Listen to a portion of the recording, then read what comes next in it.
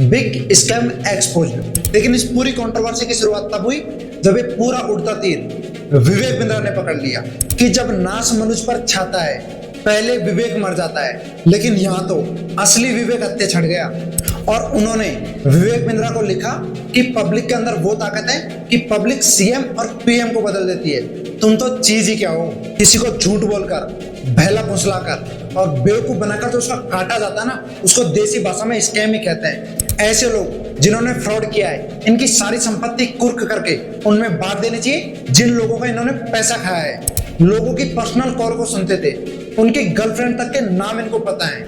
अगर आप वक्त रहते गलत को गलत नहीं बोलोगे तो बहुत सारे सही लोगों के साथ भी गलत हो जाएगा।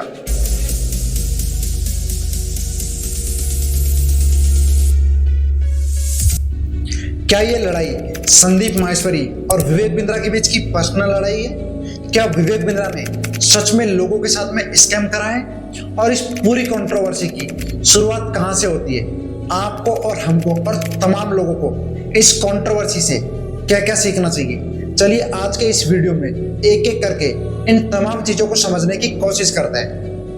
अब पहले इन दोनों के बारे में जान लेते हैं। यह है संदीप माहेश्वरी, जो कि life coach plus motivational speaker है और इनके यूट्यूब पर 28.4 मिलियन सब्सक्राइबर है। यह है विवेक बिंद्रा, जो कि motivational speaker plus business coach है और इनके यूट्यूब पर 21.4 मिलियन सब्सक्राइबर है। दोनों के मिला के लगभग 5 करोड़ के आसपास सब्सक्राइबर है। लेकिन आज की डेट में ये दोनों ऐसे लड़ रहे हैं जैसे चाय की थड़ी पर लोग ढोल पे बैठने के लिए लड़ते हैं। इस वीडियो के लास्ट में मैं आपको बताऊंगा कि इन दोनों की लड़ाई से हमको 5 लेसन्स कौन से सीखने चाहिए और इस कंट्रोवर्सी में इन दोनों में से मैं किसका सपोर्ट कर रहा हूं। अब सबसे पहले ये जानते हैं कि इस कंट्रोवर्सी की शुरुआत कहां से होती है। 11 दिसंबर को संदीप माहेश्वरी ने अपने चैनल पर एक वीडियो अपलोड की जिसका टाइटल था बिग स्कैम एक्सपोज्ड। और इस वीडियो में 2 लड़के बता रहे हैं कि उन्होंने बहुत बड़े यूट्यूबर का 35,000 और 50,000 का कोर्स परचेज किया, जिसको मार्केट में सेल करा जा रहा है और इस कोर्स की वर्थ बहुत ज्यादा नहीं है। संदीप माहेश्वरी ने इस पूरे वीडियो में किसी का नाम नहीं दिया और किसी के बिजनेस का नाम नहीं दिया, लेकिन लोग समझ गए थे कि ये बड़ा यूट्यूबर कौन है और लोगों ने इस वीडियो के कमेंट सेक्शन को विवेक बिंद्रा के नाम से भर दिया। यहाँ तक कोई कंट्रोवर्सी नहीं थी और सब कुछ अगर नॉर्मल रहता तो 1-2 दिनों बाद लोग इस पूरे मैटर को भूल जाते। लेकिन इस पूरी कंट्रोवर्सी की शुरुआत तब हुई जब एक पूरा उड़ता तीर विवेक बिंद्रा ने पकड़ लिया। विवेक बिंद्रा ने संदीप माहेश्वरी के घर अपने एम्प्लॉयज भेजे और नोटिस भेजे, ऐसा संदीप माहेश्वरी ने अपने यूट्यूब पर कम्युनिटी पोस्ट करके बताया। और फिर यहाँ से इस कंट्रोवर्सी की शुरुआत हुई। इसके बाद ये दोनों खुलकर एक दूसरे के आमने सामने आ जाते हैं।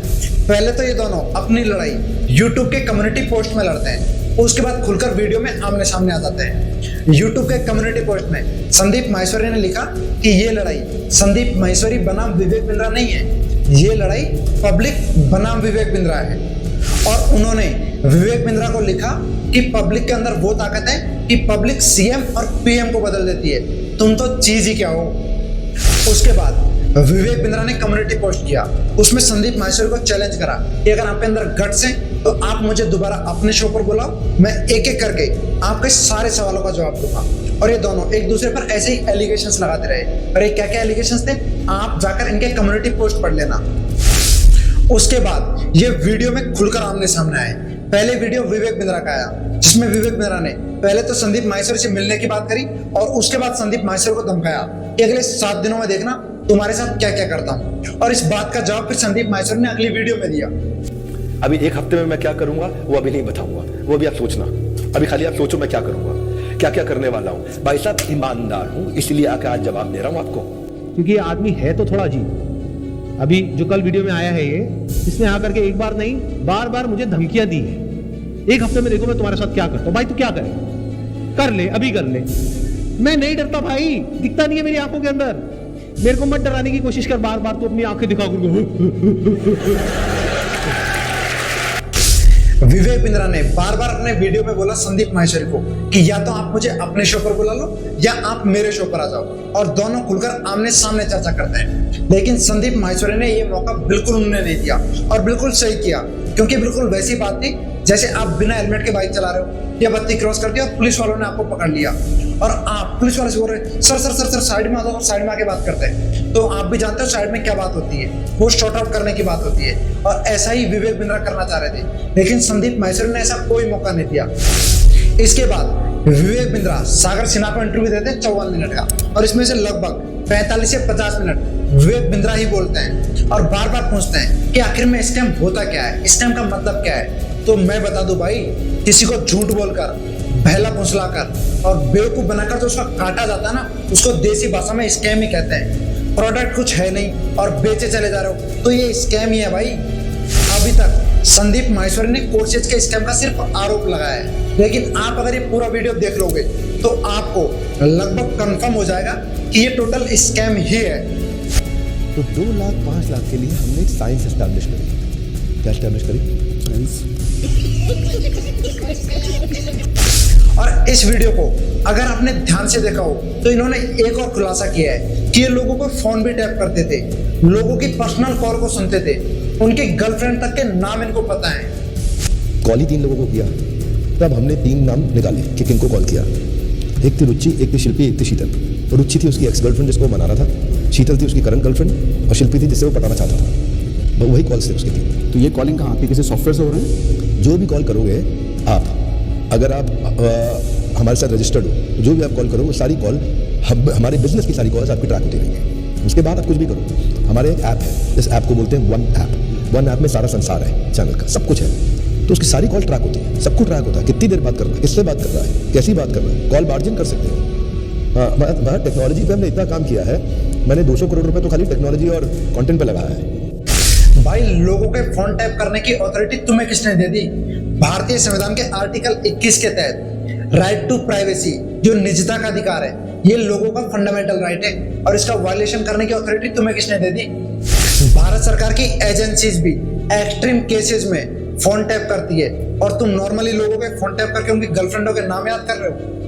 अब देखो, 6 दिसंबर 2023 को विवेक बिंद्रा की शादी होती है, 11 दिसंबर को पूरा रायता बिखर जाता है, और 14 दिसंबर को विवेक बिंद्रा के खिलाफ थाने में FIR रजिस्टर होती है, जिसमें आरोप लगाया जाता है कि इन्होंने अपनी वाइफ के साथ मारपीट की है, और उसका वीडियो फुटेज आप यहाँ पर देख लो।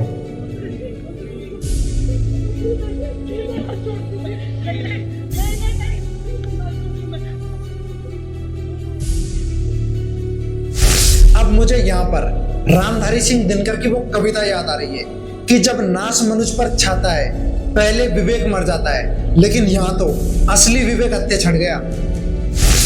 आप अपने IBC के कोर्सेज में सिखाते हो कि कम्युनिकेट कैसे करना है, कन्वेंस कैसे करना है, तो भाई अब कर लो कन्वेंस संदीप माहेश्वरी को और अपनी वाइफ को।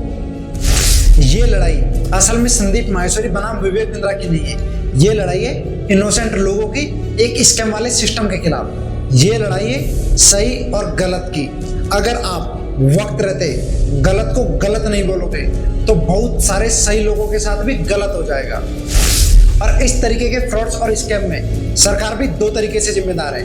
पहला, ये ED, CBI, इनकम टैक्स क्या सिर्फ विपक्ष के घर छापे मारने के लिए?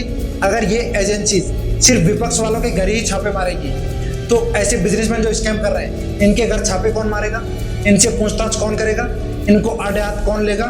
इन पे लगाम कौन लगाएगा? इन पे नकेल कौन कसेगा भाई? और दूसरा, ऐसे फ्रॉड्स में वो लोग नहीं फंसते जिनके पास कोई जॉब होती है, काम धंधा होता है। फंसते वही लोग हैं जो बेचारे बेरोजगार होते हैं, मासूम होते हैं, क्योंकि इनको पैसा चाहिए होता है तो ये स्कैमर्स इनको झांसा देके फंसा लेते हैं, और रोजगार देने की जिम्मेदारी सरकार की ही होती है। अब यहाँ तक इस कंट्रोवर्सी को और स्कैम को अपन ने अच्छे से समझ लिया।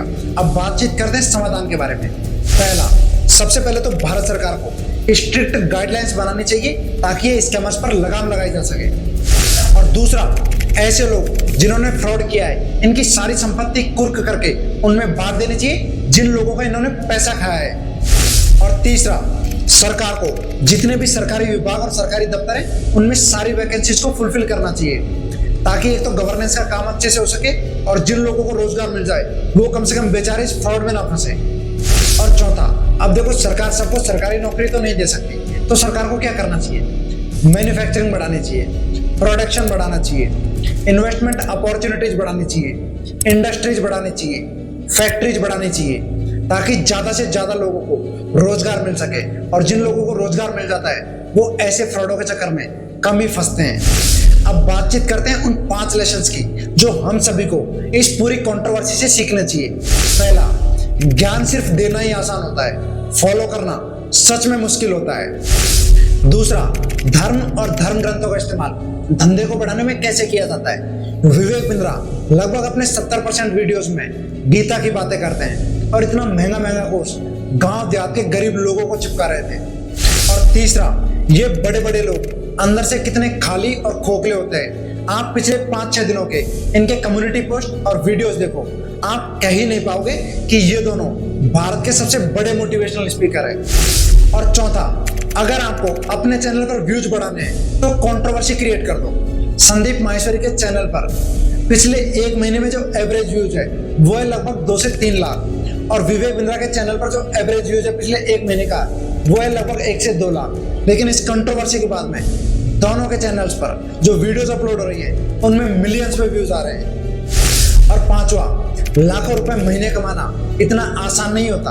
अगर इतना ही आसान होता तो जो लोग विवेक बिंद्रा की कंपनी में 20,000, 30,000, 40,000 की नौकरी कर रहे हैं वो नौकरी क्यों करते, वो लाखों रुपए महीने ही कमा लेते। अब मैं बताता हूं कि इन दोनों में से मैं किसका सपोर्ट करता हूं, संदीप माहेश्वरी और विवेक बिंद्रा। इन दोनों से मैंने बहुत कुछ सीखा है। संदीप माहेश्वरी से मैंने बहुत सारी लाइफ लेसन्स और मोटिवेशनल बातें सीखी है, और विवेक बिंद्रा से मैंने बहुत सारी बिजनेस टिप्स और बिजनेस केस स्टडीज के बारे में सीखा है। लेकिन इस पर्टिकुलर मैटर पर अगर पूरी दुनिया भी विवेक बिंद्रा के खिलाफ है ना, तो भाई मैं दुनिया के साथ खड़ा हूं। और मिस्टर विवेक बिंद्रा, इस बार बाउंस बैक करना आपके लिए बिल्कुल भी आसान नहीं होगा, क्योंकि आप बहुत ज्यादा डिमोटिवेट फील कर रहे होंगे और आपकी हिम्मत बहुत ज्यादा टूट चुकी होगी। इसलिए आपको 2 वीडियो रिकमेंड कर रहा हूँ संदीप माहेश्वरी की, how to stay motivated all the time, और जब हिम्मत टूटे तब क्या करें। इन दोनों वीडियोस को जरूर देखना। इस पूरी कंट्रोवर्सी के बारे में आपकी क्या राय है? संदीप माहेश्वरी और विवेक बिंद्रा, इन दोनों में से आप किसका सपोर्ट कर रहे हो? अपनी राय कमेंट बॉक्स में जरूर बताना। धन्यवाद।